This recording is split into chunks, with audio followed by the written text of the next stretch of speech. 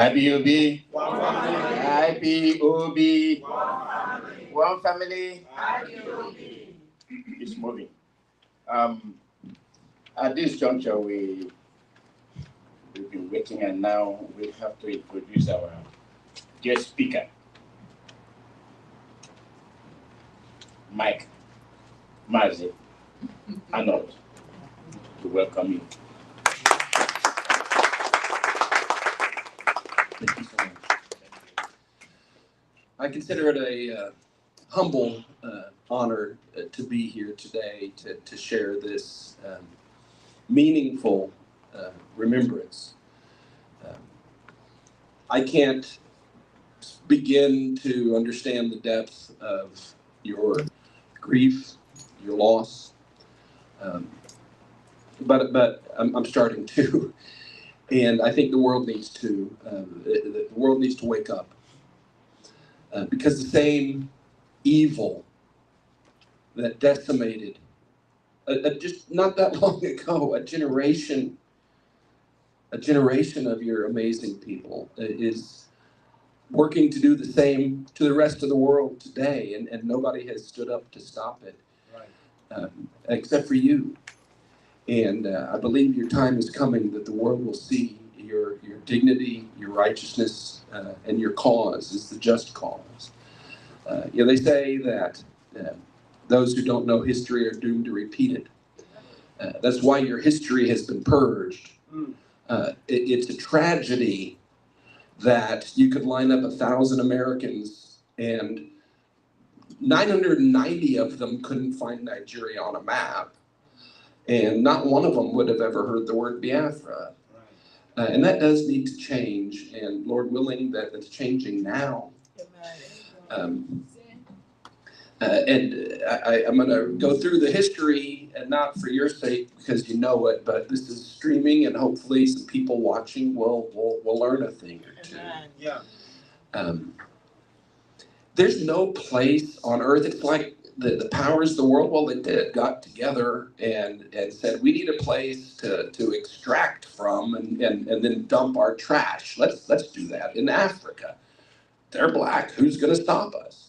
That's what the European powers did in the 1800s. They got together in Berlin and carved up Africa like a Christmas turkey. You get this piece, and you get this piece, and you get this piece. There's not one African there. And the history of the brutality, the slavery of this amazing land, it's almost unbearable to comprehend, and it's going on still today. The British claimed the area of Africa that we call Nigeria. It was never called that before. The British administrator's girlfriend thought up that name, but that's what we called it, so that's what I'll refer to it as. But before all that, Africa, Nigeria, specifically, and for the people watching, Biafra is, they call it the southeast of Nigeria. It's actually on the map, it's south, but it's southeast. It's a territory, largely the Niger Delta region. And it's the home of a tribe, a nation called the Igbo, I-G-B-O. There are many other tribes. There were many other nations in this area called Nigeria, Yoruba, Hausa, and so many more. Specifically, we're going to be talking about the Igbo today. One of the most remarkable civilizations that was discovered when the British came to destroy it. While Europe was still in the Dark Ages, the crude the Iron Age, 800s to 1100s, the Igbo were doing some of the most advanced metal work on Earth, casting lost wax bronze with multiple pieces that were incredible. When the British first started bringing these artifacts home, nobody believed that they came from there. Amazing civilization. Written communication, written language. A form of governance that was really for today would be cutting edge and very ideal, decentralized, community-based, consensus-based, the history of literature, of architecture, and again, the technology way ahead of the Europeans. That's the heritage of the Igbo people. And I'm not saying other tribes and nations in Africa didn't have that. Of course, they did. But today is Memorial Day, and we're focusing on these amazing people. Today, anywhere you go in the world, and you find Igbo people who have relocated, called them diaspora, they always rise to the top, always. And it's not through clawing and taking and stealing. It's by building, by it with integrity, with community, with generosity. Everywhere they go, they rise to the very top, and it's a good thing that they do because they're beneficial, benevolent, good people. I remember my first time visiting Nigeria. My late spiritual father, Professor John Ofebu, we visited Owerri, which is in the land that they call Biafra, Igbo area. And I was like most Americans, I couldn't find Nigeria on a map at that time. And I go into the first place we go, and the person says, "Hello, you're welcome." Now, that took me a while to process, because in America, that's just something we throw out. You say thank you, someone says you're welcome, and you go on. But here I am walking into someone's home, and their first thing is to say, "You are welcome." And then I realized they're welcoming me into their home. And it meant so much to me because it's meaningful. You are welcome. It's something you hear every time you meet an Igbo person anywhere in the world. They welcome you. You're welcome. And that's meant a lot to me. Well, these amazing people with amazing potential, living in peace, the British came along and started to use these people in this tribe to run the British machinery of their protectorate. It was British never colonized. They didn't go there to export anything good from Great Britain. They went there to take everything good. But the Igbo people embraced the English language, English British education, sipping tea, you know, all of that, and the Christian faith, and were used by the British to run the machinery of their empire all through Nigeria. The reliable, trusted, hardworking, diligent, remarkable Igbo ran the British machinery. Now, the British, they had divided this large country into two protectorates, north and south. The south, again, vibrant, entrepreneurial, rising. Now let me tell you the history of the north.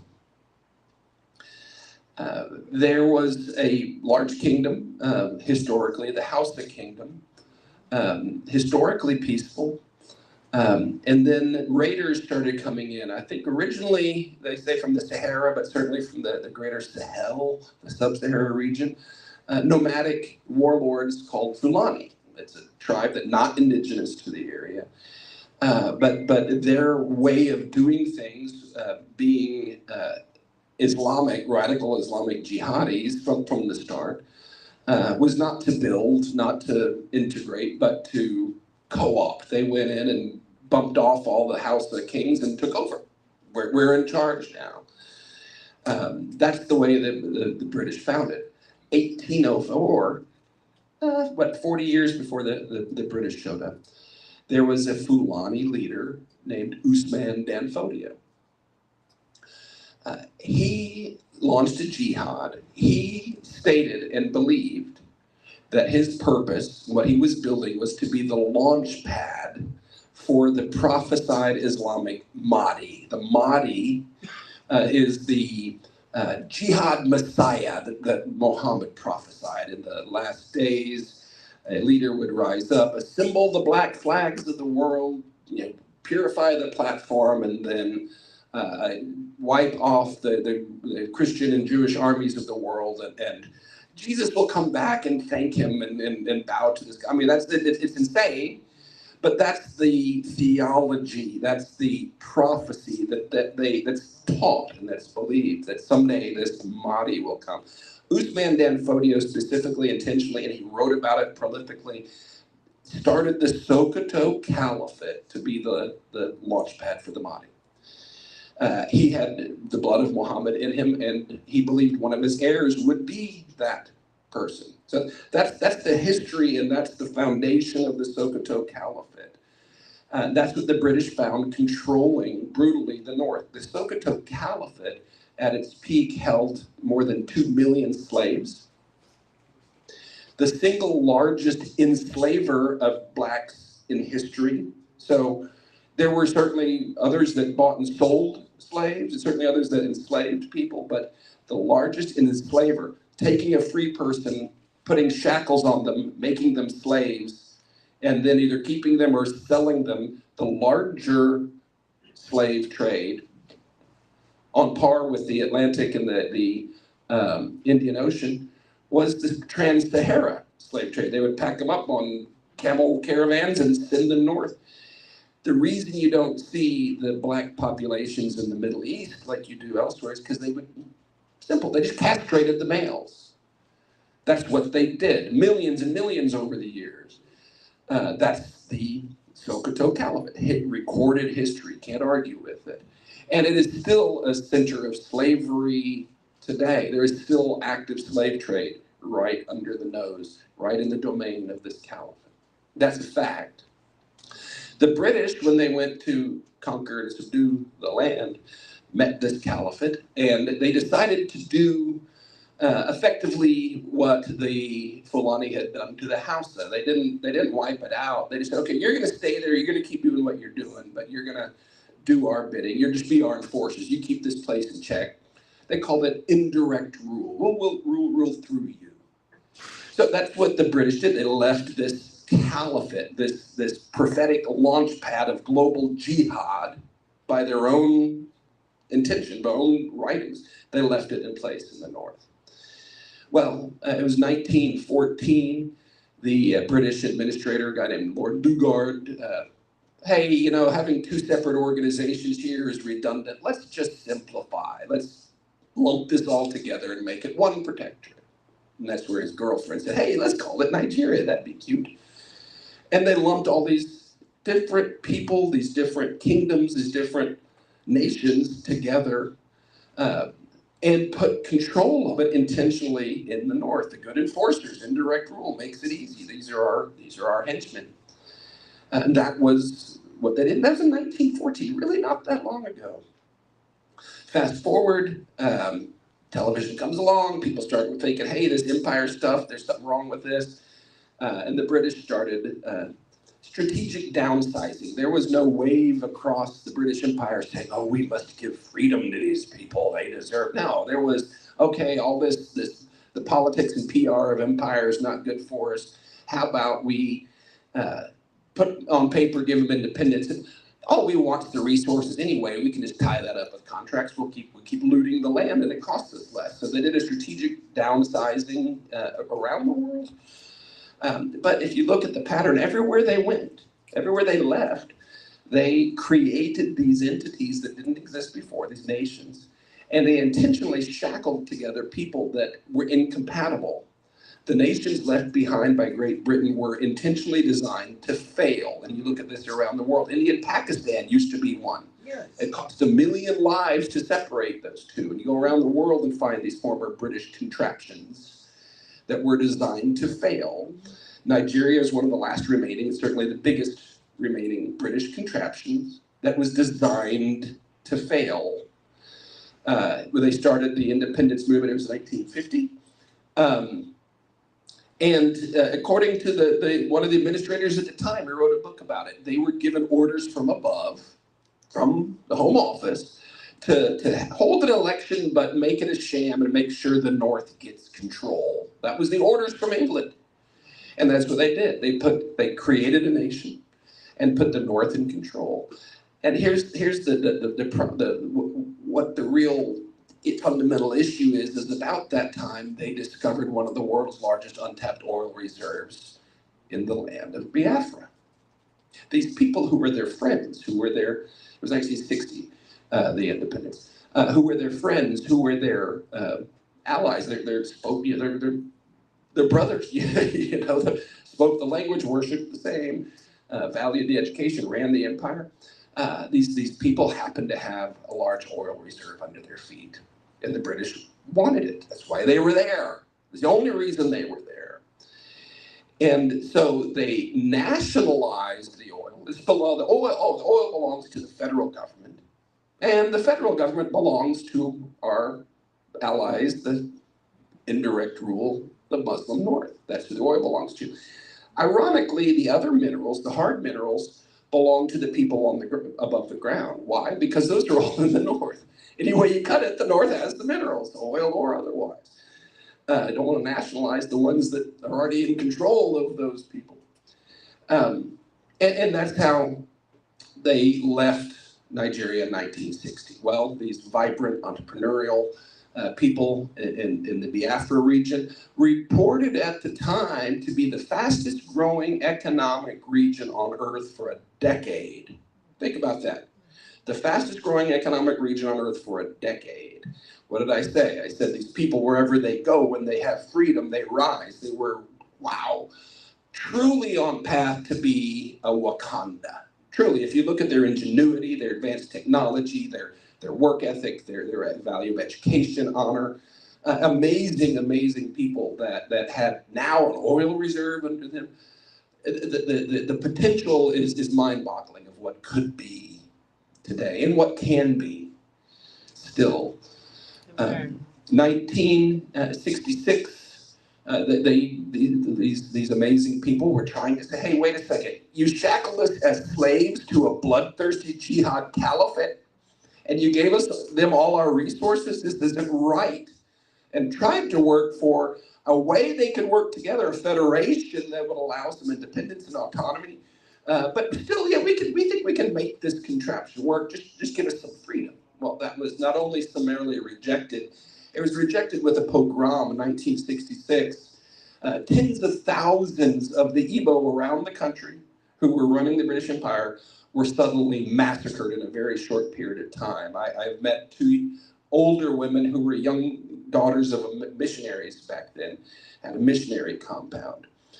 And they told me they remember waking up in the middle of the night, two little girls, hearing the screams from the medical clinic next door, where these northern soldiers came in and were killing all the Igbo in the beds, cutting the babies out of pregnant women and all that. That happened, and these girls heard the screams. That happened all over Nigeria, and so the Igbo retreated. What are they supposed to do? They left. See ya.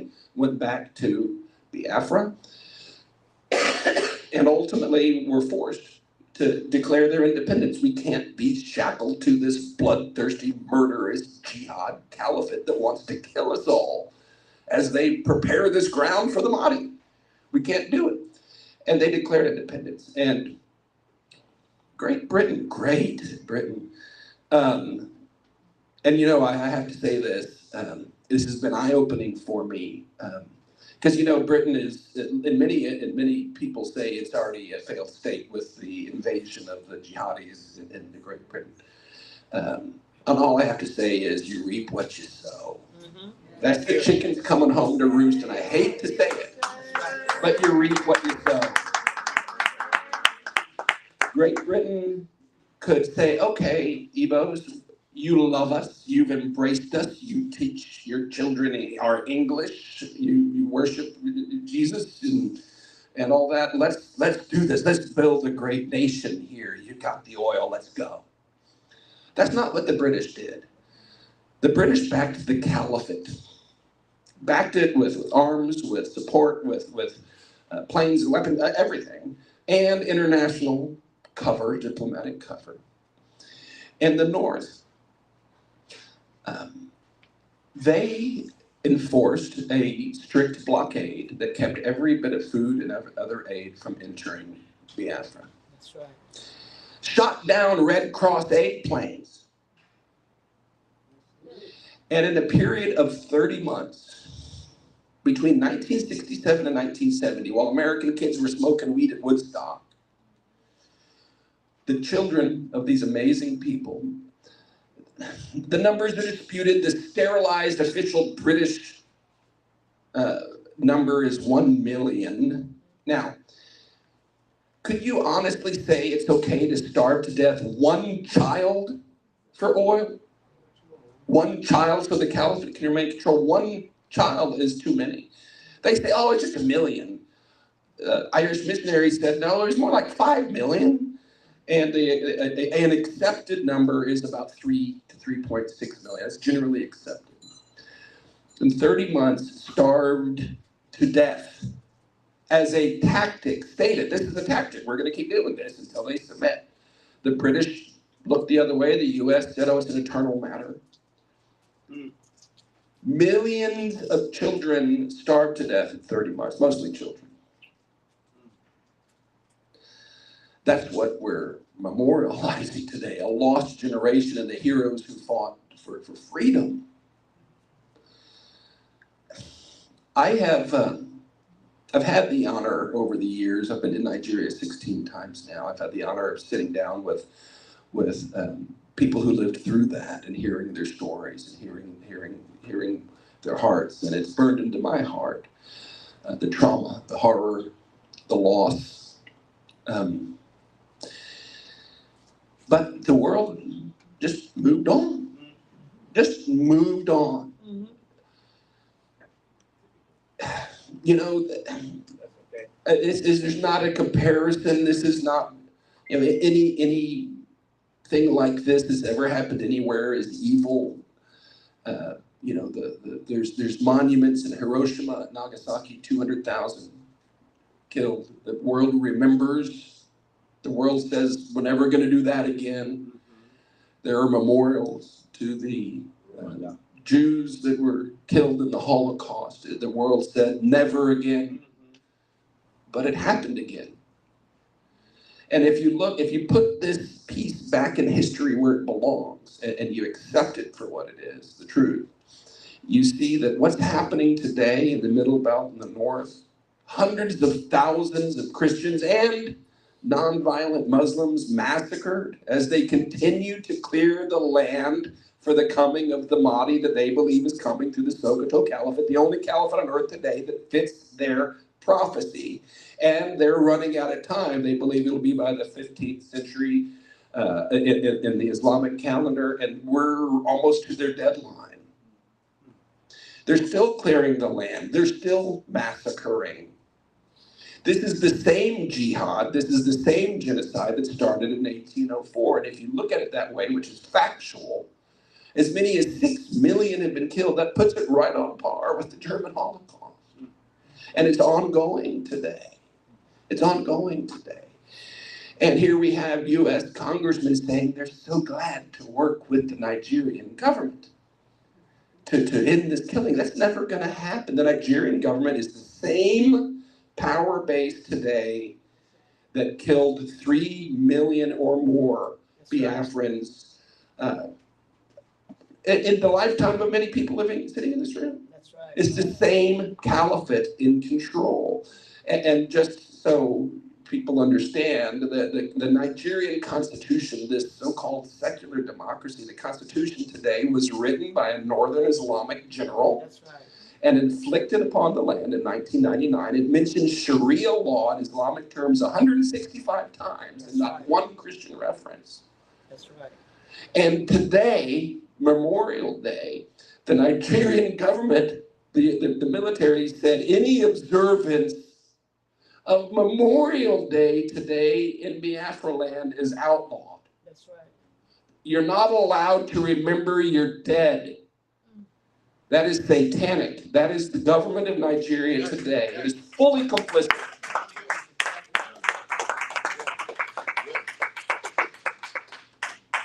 Thank you.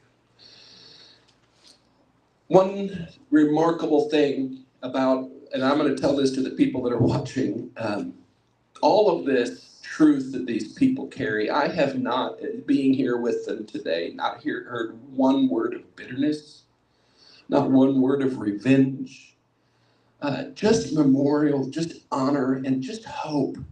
The dignity is amazing. These are people we can stand with, and these are people we should stand with. They paid the ultimate price for standing against tyranny, against darkness, against jihad, and they're still standing today. God bless them. I posted this morning, I said, today, we lay aside any differences. Today, there's no tribe, there's no region, there's no religion. Today, we remember. Today, we are all Biafran. And sitting there just a minute ago, I started scrolling through the comments. Let this be an encouragement to you, and you can do it yourself. There's comments. I am Yoruba. Today I am Biafran. I apologize for what they did. I didn't know. And I am Hausa. All over, north, south, east, west, middle belt. Nigerians saying, today we are all Biafran. Forgive us. And that's not what even made me cry. I started to read the comments, the replies. Because Biafrans are very active people, very verbal, and very good online. All the replies. You are welcome. Thank you. Thank you. We forgive you. Thank you. That, my friends, that is the character of people that cannot be held down. That is the character of people that God has special plans for. I believe that the nation that we call Nigeria today, it's on its last days. By the grace of God, this evil contraption is over. And I call on you to accept the apology, accept the ignorance, give grace to those. Now they see it, because now they're victims of the same thing. You were first, you were singled out. And this government has done everything they can to marginalize your people. I have never seen worse racism than the tribalism that is fostered against the Igbo people that do not deserve it. Grace, reach out, stand together. Reach out your arms and say, look, here's what we're standing for. It's not about a tribe. It's not about even a region. This is about truth. This is about integrity. This is about self-determination. This is about the same principles that led the American founding fathers to declare and fight for independence when they pledged their lives, their fortunes, and their sacred honor against the same damn British Empire. Be the people that God made you to be, and rise up and be the big one. Show the world what honor looks like. Show the world what grace looks like. Show the world what you can be, and invite all the others to participate, because they all are victims of this same diabolical machine. They're all victims of this same bloodthirsty jihad caliphate that to this day is, I'm going to tell a little side story here. The current Sultan of Sokoto, okay? It's a hereditary kingdom. He's a blood descendant of Usman Dan Fodio. He's the 20th Sultan of Sokoto. Unbroken line. Never has anybody in that line repudiated, renounced, or anything that's been done before. Okay? Millions of slaves, the biggest enslaving entity ever. Violent, bloody, jihadi, genocidal, by definition, regime that still controls the machine of Nigeria. The man in charge of that today, before he was Sultan, he was not in the branch that was on the throne at the time. And he was not the youngest of his bloodline. In fact, the youngest child of 50-some-odd children. He was raised in the palace, read Dan Fodio, studied all that, knew that this is where the Mahdi is coming. There's an Islamic principle that's baked into their fundamental thinking. And if you understand the Quran and the history, Muhammad started his cult in a place called Medina, but they ran him out. And they did a hijra, is what they called it, or a tactical retreat and a regrouping to Medina. Started in Mecca and did a retreat to Medina. Hijra, it's an Islamic principle. And it is prophesied that that will happen again. Well, in the War on Terror, started in 2001, that was their second Mecca experience. They were being bombed and driven out of all these regions in the Middle East. This was their great tribulation. And in the midst of that, this son, descendant of Muhammad, in Muhammad's blood, descendant of Usman dan Fodio, was a military general and was wrangled an assignment as military attaché in the War on Terror. Nigeria is an OIC, Organization of Islamic Countries. Went as a representative of an Islamic country stationed in Pakistan, Afghanistan, Iran, Iraq, and Saudi Arabia during the War on Terror, and he was not there representing the interests of the West. And spent 3 years there. We don't know what he did there. There's one man that does. He's running for vice president under Peter Obi. Kwankwaso was his point of contact, the defense chief. Just FYI. We don't know exactly what he did there, but all of a sudden in 2006 he retired at I believe 50, came home, and in a short period of time there was a mysterious plane crash that killed 10 of the top military generals who were reformers.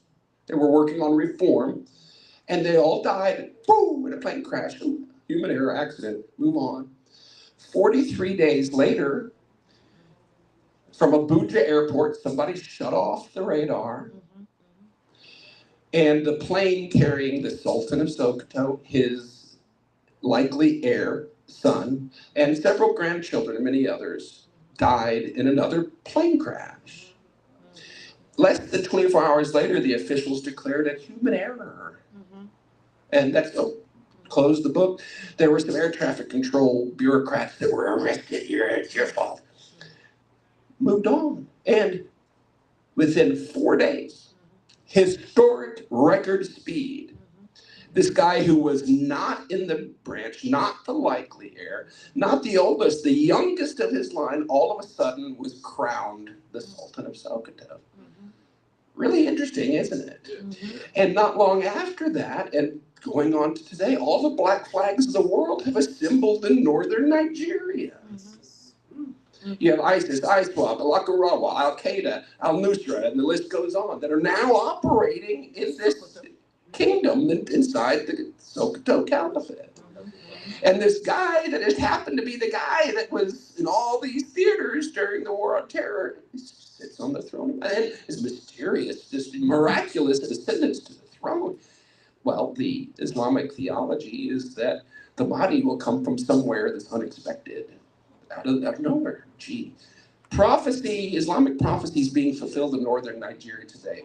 They intend for it to be the launch pad of global jihad. They are trying to take control of this nation, according to the Sultan's uncle. Dip the Quran in the Atlantic Ocean, Sharia law across all of Nigeria, and then a launch pad for global jihad. The Sultan just last year was pushing for Sharia in some southern states. Okay?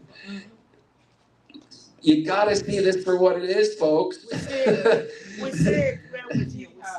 You gotta see this for what it is. Yes. This is, in northern Nigeria today, they believe they are filling the prophecy of the Mahdi, and they're going to conquer the world from there. The Igbo were the first group that stood up to that. That's right. And they murdered more than 3 million of them to stop it, to stop them from staying, to subdue them. Islam means submission. And that's what this is. That's the history, and that history is alive today. They are purifying the land, the north and the middle belt, according to prophecy. They're killing and driving out all the Christians and all the non-jihad Muslims that are there. And it will continue. There is no sanction that will stop this. There's no politics that will stop this. There's no incentive package, aid package that will stop this. But folks, I don't believe it's going to take an all-out bloody war to stop it. There are people led, I believe, can be led by the Igbo across Nigeria and around the world who are ready to stand with you today. Lay aside your differences and identify and stand on those principles that unite us all. And I'm going to say this also, do that internally as well. Please stop airing your Biafran dirty laundry in public. I don't want to hear it. I don't want to hear who did that and who did what. You know, every group tells me the other group works for the government. I don't know. Those things can be resolved, and I will be happy to help resolve them, but do it in private. Amen. And anybody that refuses to do it in private, those are the ones you got to watch out for. That's right. So all this to say, I love you. I stand with you. I have the greatest hope. That's right. We love you. We love you. We love you. God bless you. Amen. Thank you. Thank you.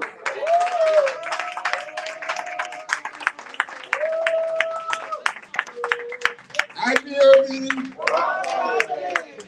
This is a great speech from our guest speaker, Mike Arnold. Yes. We are transmitting live. We are from Culver City, California. IPOB. One family. And we remain one family under HOD and DOS. We are here with us, the exchequer, Mike Arnold.